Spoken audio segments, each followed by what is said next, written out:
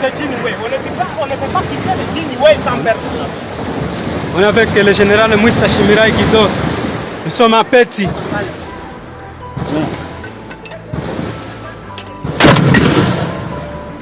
Moto! Destination! Bombe! Leta bombe! Wa bombe! Bombe! Pesa bombe! Mouissa Chimirai Guido. Bon, mais on ne peut pas quitter le Djinoué sans perdre. En tout cas, mon général, au président de la synergie, VDP, Ça c'est Jean Mayo aussi. Il est en action. l'action, Mouissa Chimirai Guido. mon cher.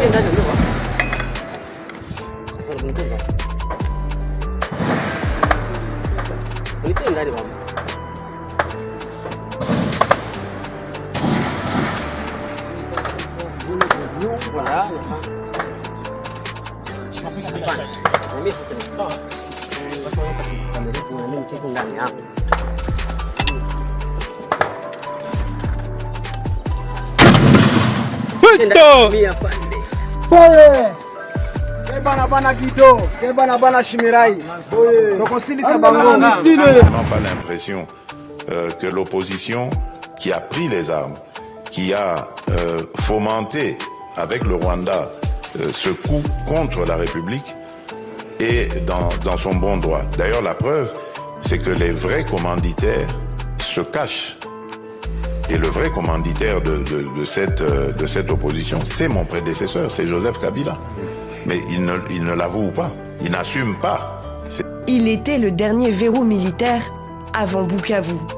Après avoir pris Katana dans la matinée, le M23 s'est emparé de l'aéroport de la localité de Kavumu, situé à une trentaine de kilomètres de la capitale provinciale. Sa prise se serait faite sans résistance. Des images publiées sur les réseaux sociaux et localisées à Kavumu laissent toutefois entendre des coups de feu. Le M23 a ensuite continué son avancée et est entré à Bukavu. Sur ces images amateurs, ces soldats sont filmés arrivant sur la place du 24, la place principale de la cité. Site stratégique, Bukavu est déjà tombé aux mains de soldats dissidents de l'armée congolaise en 2004. Sa prise donnerait au M23 le contrôle total du lac Kivu. Dans la ville ce matin, les habitants semblaient avoir anticipé leur arrivée. Les rideaux des boutiques sont restés baissés, les véhicules ont été chargés, prêts à partir.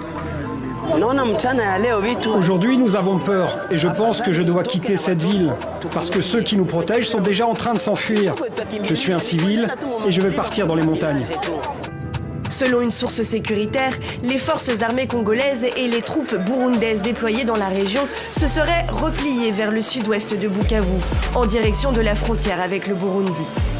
En déplacement à Munich, le président congolais Félix Tshisekedi a une nouvelle fois dénoncé le soutien du Rwanda au M23 ainsi que l'inaction de la communauté internationale. Il a également pointé du doigt la responsabilité de son prédécesseur. Je n'ai absolument pas l'impression que l'opposition qui a pris les armes, qui a fomenté avec le Rwanda ce coup contre la République est dans son bon droit. D'ailleurs, la preuve, c'est que les vrais commanditaires se cachent. Et le vrai commanditaire de cette opposition, c'est mon prédécesseur, c'est Joseph Kabila. Mais il ne l'avoue pas, il n'assume pas ses actions. Après avoir pris fin janvier le contrôle de Goma, le M23 et les troupes rwandaises continuent leur avancée dans le sud Kivu. Selon l'ONU, les violences de ces dernières semaines ont fait près de 3000 morts et des centaines de milliers de déplacés. L'organisation s'inquiète de la situation humanitaire dans la région.